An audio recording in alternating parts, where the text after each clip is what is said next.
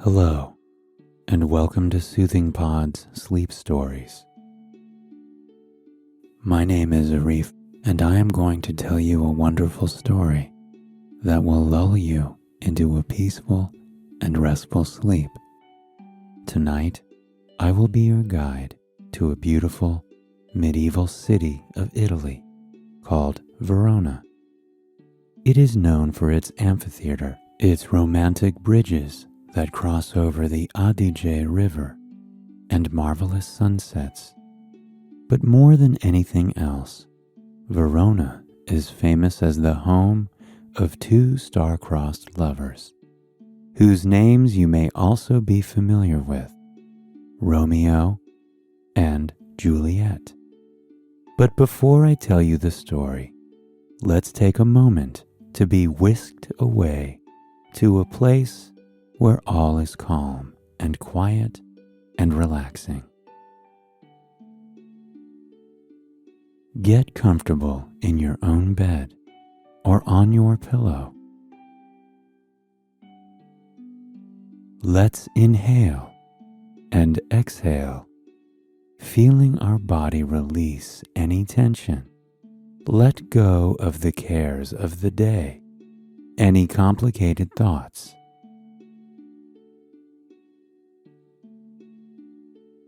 As you listen to this story, I want you to allow yourself the gift of a pause.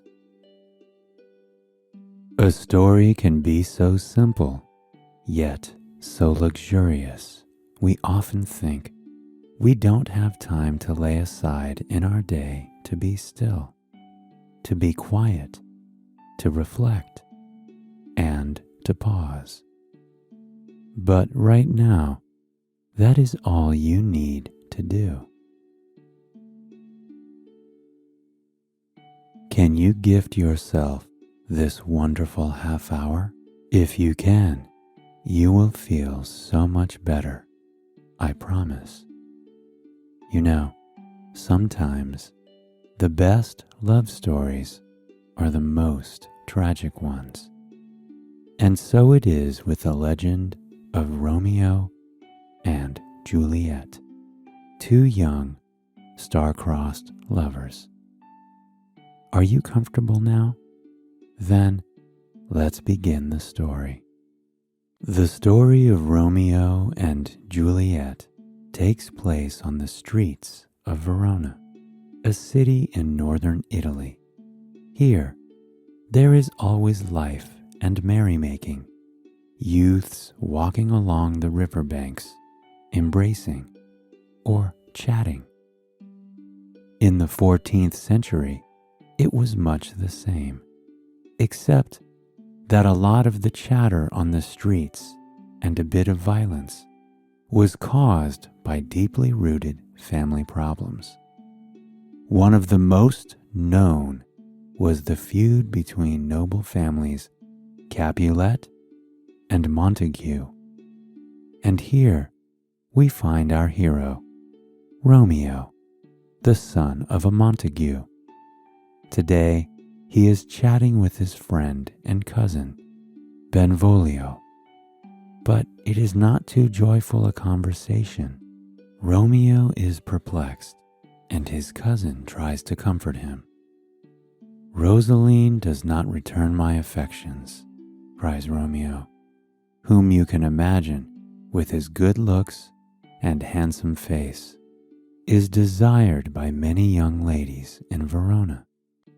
"Come now," says his cousin, who knows he won't have any problem finding another lass to love. "Forget Rosaline. How many beautiful women are there in our city and beyond? And you know they would all love a piece of you. Find a more beautiful one than Rosaline and forget this madness." Romeo tries to listen to his well-meaning cousin, yet remains despondent. Let us take our leave of these two young lads and find other happenings in the city. Here is Paris, another young man, and a blood of royalty, who seeks a young woman's hand in marriage. This woman is from the Capulet family, and her name is Juliet. Juliet's father is happy that a noble and wealthy man like Paris asks his daughter's hand in marriage. But as the girl is just 14 years old, he asks Paris to wait at least 2 years more. And with fatherly love, he plans a banquet for his daughter, a feast, a masquerade. At this beautiful ball, he will invite all the most handsome and beautiful youths of Verona, and he will also invite Paris. Perhaps, he hopes, at this ball, Paris can start to win his daughter's heart. And so, Father Capulet sends a servant to make a list of all the guests who should be invited to the ball. 2 names on this list happen to be Romeo and Benvolio. It is while they are still discussing Rosaline that the servant appears with the party invitations. "Perfect," exclaims Benvolio. "This way you will have a chance to compare all the other women to the beautiful Rosaline, and perhaps you will find one more gorgeous than her, suited to your liking." When Romeo reads the list, he notices Rosaline's name there, and it's the only reason he agrees to go. "Fine," he says, but only because he wants to see Rosaline at the ball. Perhaps you will find another fair maiden and forget your troubles for a night. But whatever happens, we will have fun as usual, you and I. Back in the Capulet household, Juliet's mother is discussing the prospect of marriage with her daughter. Juliet, who has, until this point, never even thought about marrying anyone, much less what his name might be, is a little reluctant. "Paris will be at your feast," says her mother.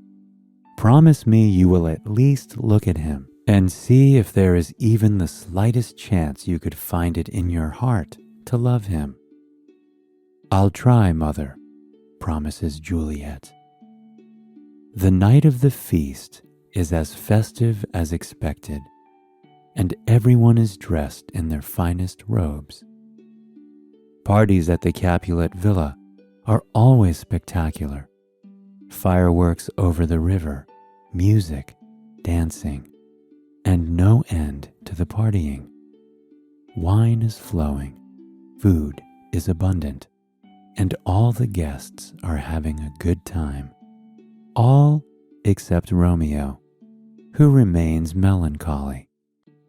Strolling through the gardens outside, he still has his mind on Rosaline, and then he sees her, clad in all white, with angelic hair and skin, a young woman, alone in the moonlight.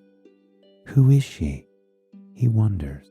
As Romeo walks closer to the beautiful figure, she turns her head to smile back at him. Those eyes, so clear and blue, like diamonds set on her soft face. He moves forward another step to approach her and ask her name, but she is immediately whisked away by the hand of a servant. The entire night of the feast, Romeo forgets his pining for Rosaline. He keeps his eyes on the young girl, following her and watching as she dances with other men that evening.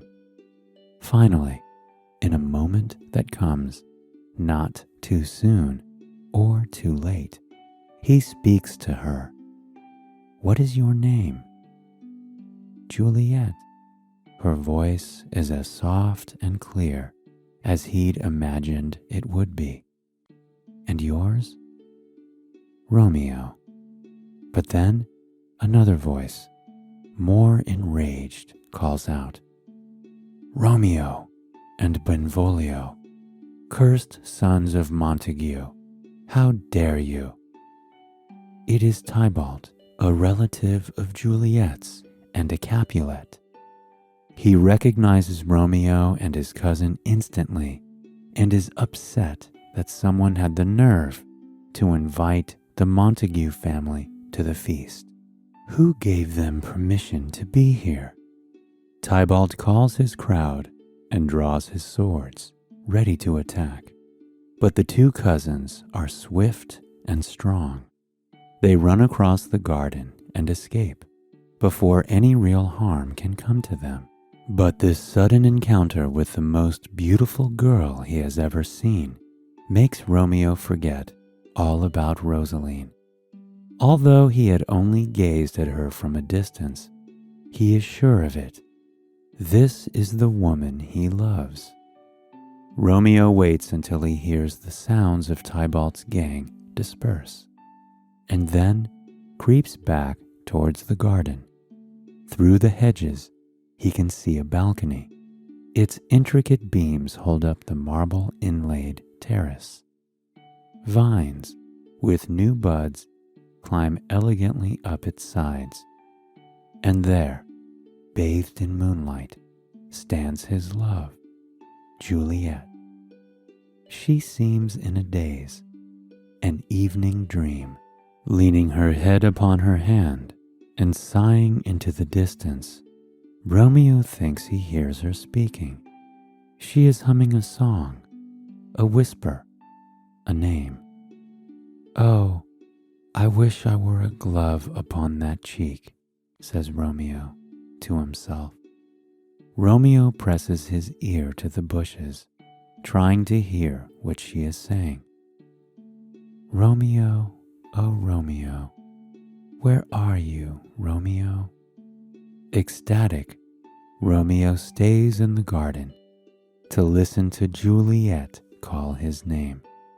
He calls to her, at first surprising her, but then easing her fears as she realizes he feels the same way about her. Don't despise me for my name, Juliet, he says. I would throw it away if it means having you. The next day, Romeo goes to see his confidant, Friar Lawrence. He asks the friar to marry him to Juliet in secret. Of course, the friar is surprised at this new twist in Romeo's love life. Just days ago, he was pining for Rosaline. Yet the friar agrees, hoping that perhaps a union between the two young lovers will mean the end of the long feud between their families. He marries them the very next day. The only witness is Juliet's nurse, who has also secretly secured a ladder for Romeo to scale up to Juliet's window on their wedding night. For these two young teenagers, the feeling of being truly in love for the first time is a wonderful thing. They revel in their togetherness, and tonight, nothing else matters. Romeo reaches Juliet's bed by the ladder, and her faithful nurse makes sure the door is closed without interruption. It is a night of magic that seems to last forever. Romeo and Juliet seal their love and know that nothing, not even their families feuding, can destroy it. The next day, Tybalt challenges Romeo to a duel. He is still bitter that the other man had been invited to the feast. But Romeo does not feel like fighting a man who is now, by law, his kinsman. He has no hatred for the Capulet family and cannot understand Tybalt's anger. Romeo's friend, Mercutio, declares that he will fight Tybalt himself if Romeo refuses. And so the two begin to duel. Romeo eager to stop this insanity, leaps between the two men, but he is too late. Tybalt stabs Mercutio and kills him instantly. Enraged, Romeo now lunges for Tybalt and murders him. At once, he knows the gravity of his actions and the consequences which may follow. He flees from Verona, but not before spending one last night in the arms and bed of Juliet. The following morning, he flees to Mantua. Meanwhile, Juliet is told of her father's plans to marry her off to the nobleman, Paris. She begs her father to change his mind, but it is no use, and her father cannot understand why she would refuse to marry such a man of high standing and noble blood, and his wealth. Her father cannot imagine a more perfect match. Juliet is heartbroken, and her nurse can give her no better advice than to oblige her father and obey his wishes. Feeling like she has not a friend left in the world, Juliet turns to Friar Lawrence, who devises a plan. There is a way you can reunite with Romeo in Mantua, he tells Juliet. The night before your wedding on Thursday, so tomorrow night, on Wednesday, you must drink the potion I give you from this vial. It is a mixture that will cause you to only fall asleep, though you will appear to be dead. Juliet listens, incredulously, but believes that the friar is wise and makes good decisions. He continues, after you are laid to rest in your family's crypt, I will come, together with Romeo, to rescue you and bring you far away, where you may remain with your lover, Romeo, all the rest of your days. And indeed, to Juliet, it sounds like a wonderful plan. To live in freedom with Romeo, far from our family's feuding and troubles, says Juliet. Oh, but I could wish for nothing better. Thank you, good friar. I will do as you say. As planned, the following night, Juliet drinks the potion from the friar. Immediately, she collapses. There is great grieving and mourning in the Capulet household on the discovery that Juliet is, apparently, dead. According to tradition, she is carried to a tomb, embalmed, and laid to rest in the dark crypt alongside her ancestors. Friar Lawrence had sent a message to Romeo with a messenger explaining to him the plan. But before the messenger could reach Romeo, his servant was already on the scene of the funeral. He hurries to Mantua to alert his master.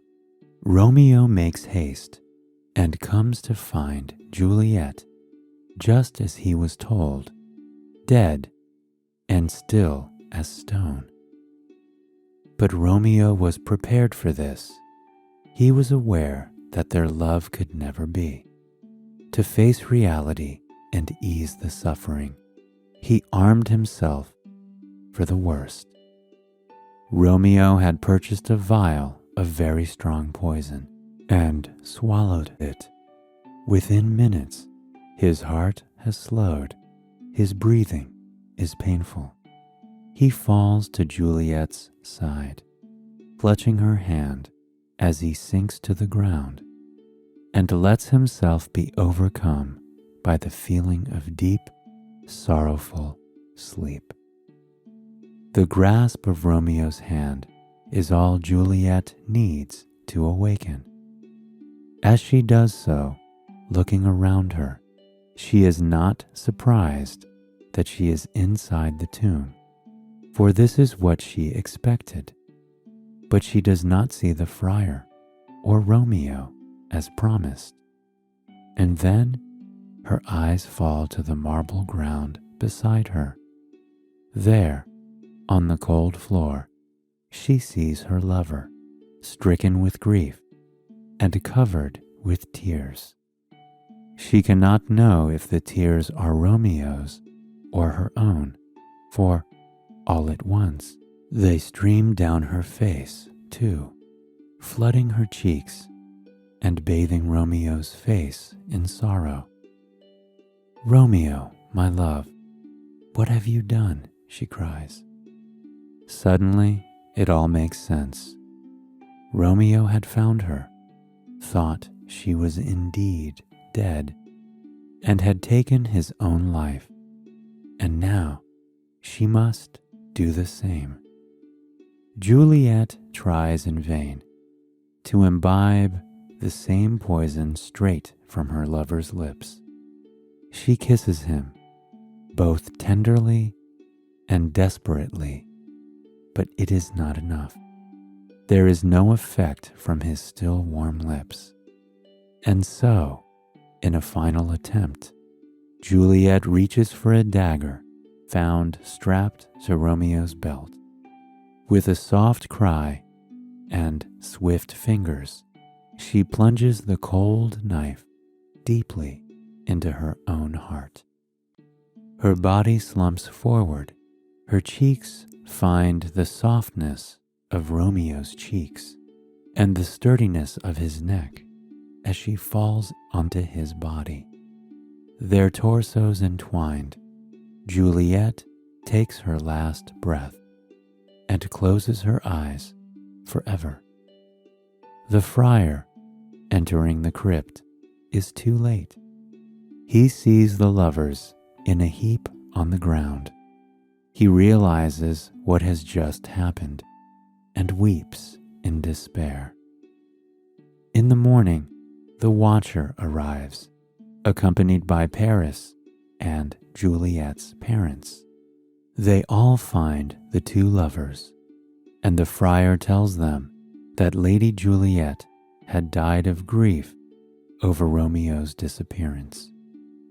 Though no one can explain how Romeo died, many suspected that his enemies, or those of the Capulet family, had a hand in it. But there are no further charges. Everyone agrees that this long-standing feud must come to an end. As they bear the two young people's corpses high to give them both a proper burial, side by side, the two families decide on a truce. From this day forward, they promise there will be no more hostility between the Capulets and the Montagues. Too much blood has been shed. Too many tears have passed in hatred. Love tried to live on in these two young people, and it, too, was turned away. If you were to visit Verona today, you would find it one of the most peaceful cities you have ever encountered. The sun still casts an amber glow over the old medieval center. The flowing Adige River, now visited by lovers from all over the world, a most romantic place at sunset. And if you enter a certain courtyard just off Via Capella Street, you will find a villa that once belonged to a woman named, in Italian, Giulia.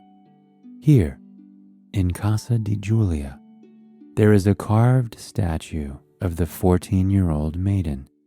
It overlooks the garden, perhaps the same way Juliet did whilst daydreaming about her lover. Along the terrace stuccos, those dark green vines still climb upwards.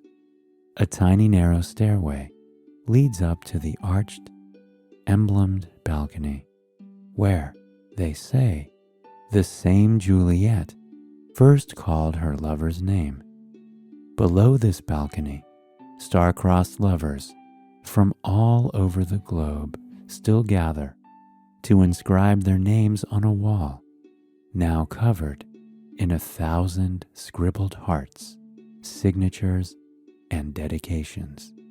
From every continent all over the world, they have heard this famous story. And no matter how many years or centuries have passed, the story of Romeo and Juliet still enchants all who hear it. For who can forget the tale of these two lovers? Who can deny that there is anything stronger than the force of love? As you sleep tonight, I wish you sweet dreams and a sweet escape from whatever troubles may be crossing your mind. May you find peace in your heart, a hope to hold on to, and someone to love in the morning. Good night. I'll be with you again tomorrow.